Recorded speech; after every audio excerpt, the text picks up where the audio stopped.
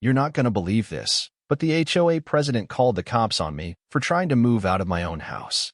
Yeah, 5 cruisers showed up. Lights, sirens, hands on guns. All because one bitter woman couldn't handle the idea of someone leaving her little empire without asking permission first. Thing is, she didn't know who was in that 5th patrol car. But let's back up, cause this mess started 6 weeks before that night. I just landed the kind of contract small farmers like me dream about. A 5-year deal to supply fresh, organic produce to a hospital network, Midwest Healing Systems. The kind of deal that could finally let me expand the farm the way my late wife, Ellie, always dreamed of. She passed from cancer 3 years ago. Before she left, she made me promise I'd keep growing food that could heal people, not just fill their plates. She believed nutrition was medicine. So every morning, I walk out to the garden and water the little patch of basil she planted just 2 weeks before she died. That basil, it's still growing. And some days when the wind hits just right, I swear I can still hear her humming. So yeah, the day I put the for sale sign in the yard, I was feeling everything. Hope, guilt, excitement, grief. And then I saw her, Marla Keener, 60 going on 16, with her fake tan, tennis skirt, and I run this place attitude. President of the Crestfield Lakes HOA for the past 8 years. A woman who's never worked a real job but treats managing other people's lawns like it's national security. She strutted across the street like a tax auditor with a grudge. Well, she said, eyeing the sign like it personally insulted her. I suppose you think you can just leave? I kept it polite, told her about the contract, said it was a chance to honor Ellie's memory. She smiled that tight, fake smile that never quite reaches the eyes. Moving can be complicated, she said. Hope you've reviewed Section 9B of the HOA bylaws regarding property exits. That's when I knew this wasn't gonna be simple. See, Marla's hated me ever since I beat her in small claims court. 2 years ago, she tried to ban vegetable gardens in front yards, called them a threat to aesthetic harmony.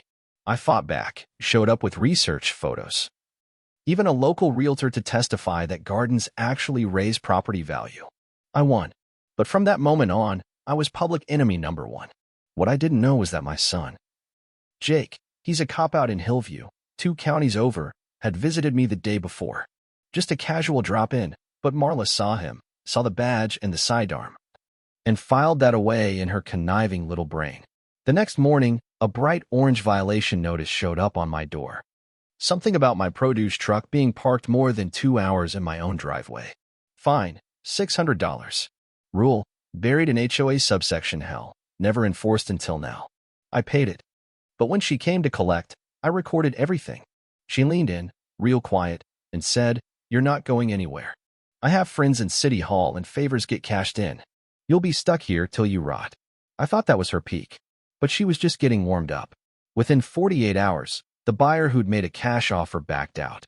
When I asked why, my agent forwarded me an email Marla had sent to every homeowner on the street. She accused me of abandoning community responsibilities. Listed 31 fabricated violations, including photoshopped images of my garden, encroaching on public walkways. It was the HOA version of defamation, a masterpiece of malice. That night, my friend and neighbor, Teresa Liu, knocked on my back door. She's a baker, runs a little spot downtown, and also quietly serves on the HOA board. She'd always kept her head down at meetings. But now she looked scared, clutched this beat-up notebook to her chest, and whispered, "We need to talk." Not here. We drove to her bakery. She spread out pages of notes, receipts, and internal memos, 2 years' worth. Turns out Marla had pulled this same routine with at least 4 other families. Harass them, ruin their credit, then force a quick sale, which always got scooped up by her cousin's LLC. She nearly ruined me, Teresa said, voice shaking. Shut down my at-home baking business over a made-up smell ordinance. But now I have proof. And you're her next target. We came up with a plan. I'd keep acting like the polite farmer just trying to move. Teresa would keep documenting. And if Marla wanted a war, we'd make sure she started it on camera. Didn't take long. She had my truck towed. Claimed it was obstructing emergency access. The tow guy showed up, took one look, and laughed. "Man, I buy your lettuce at the market every Sunday. No way I'm towing this for some psycho in pearls." She lost it. Screamed at him, called the cops on him. Didn't go anywhere. Next day, she called an emergency HOA vote. rammed through a new 90-day stay rule for anyone listing their home. Completely illegal. But she had the votes from all the board members she'd bullied or bribed. What she didn't know was that Teresa live-streamed the entire thing. Thousands watched Marla scream at retirees, threatened to call CPS on a young mom for unauthorized window decals, and, most damning, say this: "Nobody leaves Crestfield without my approval." The comments section lit up. People started asking if she was mentally stable. One person even asked, "Is that a knife in her purse?" The next day, someone vandalized my yard. Trader in red spray paint across Ellie's garden. Tomatoes crushed. Basil ripped out by the roots. Security footage caught Mike, Marla's boyfriend, former rent-a-cop turned HOA security. They left a note on my doorstep. This is what happens to traitors. That broke something in me. But it also galvanized something else. Sergeant Caldwell, Teresa's husband, had been watching everything from the sidelines, quietly building a case. The local cops were compromised, but he wasn't. And neither was Jake, my son. The final straw came that Friday. It was 100 degrees out, and I was hand-watering what little survived with store-bought jugs when I saw her walking up the street like a queen inspecting the gallows. Behind her, Mike, and 3 neighbors she'd bribed with promises of waived late fees. She announced, loudly enough for the block to hear, that I had 24 hours to restore utilities or she'd begin eviction proceedings under HOA Code Emergency Article. Which isn't a thing, by the way. That's when I snapped. "You know, my wife died of cancer 3 years ago," I told her. "She planted that basil with her own hands when she could barely walk. And all I've tried to do since then is keep her garden growing. That's it. I grow food. You grow fear." The street was dead quiet. For the first time, I saw doubt flicker in her eyes. She called me mentally unstable. Teresa filmed the whole thing. By sunset, that video had gone viral. Jake arrived that night, parked down the street. Didn't want Mike to see him. He walked into my heat-strangled home, looked around at the ruined crops, and just hugged me. "Mom would be proud of you," he whispered. We were planning our next steps when we saw Marla's car pull up. She sat there for a full minute, then dialed her phone. A few minutes later, Teresa texted, "She just called the police. Said an armed man is threatening a homeowner." She's pointing at Jake. What happened next felt like a movie. 5 cop cars pulled up, lights blinding, guns drawn. They shouted for Jake to step away from the homeowner. Jake raised his hands, calm as ever, and said, "Officer Jake Carroll, badge 9427, Hillview PD. I'm visiting my father off duty. Service weapon is holstered on my hip. I'm reaching slowly for my ID." For a second, nobody moved. Then another voice shouted, "Stand down." Sergeant Caldwell had arrived. That man is a decorated officer. And Marla Keener just filed a false report. Again, Marla stormed over, shrieking that Jake was a threat, that we were staging this whole thing. Mike backed her up.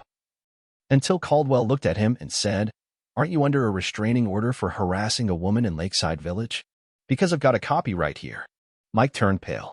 Jake pulled out Teresa's video, showed them footage of Marla screaming, threatening, even instructing Mike to sabotage my irrigation system. And then, in front of everyone, Marla lost it. Tried to slap Jake. Missed. Fell, face first, into what was left of the tomato patch Ellie and I had spent a summer nurturing. Caldwell cuffed her on the spot. Charges? Filing a false report. Harassment, assault on an officer, illegal surveillance, embezzlement, and obstruction.